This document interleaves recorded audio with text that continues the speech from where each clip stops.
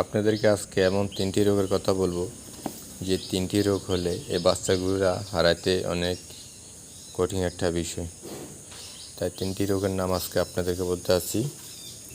সবসময় আপনারা এই বাচ্চাগুলোর সতর্ক রাখবেন, সতর্ক থাকবেন নিজেরাও।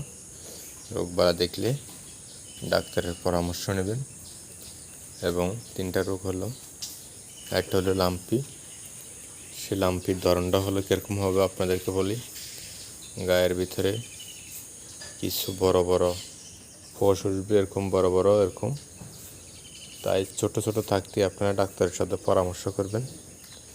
আরেকটা হলো আপনার খুরা, যদি খুরা লয় তাহলে আরেকটা বিপদ, এগুলো হারাইতে রিক্সে চলে যায়, লাম্পি এবং খুরা।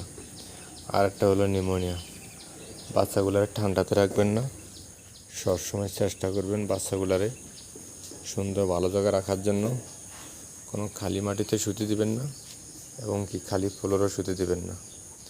বাচ্চাগুলো রাখার জন্য চেষ্টা করবেন কার্পেটে এবং আলো বাতাসে, বেশি গরমও না বেশি ঠান্ডাও না।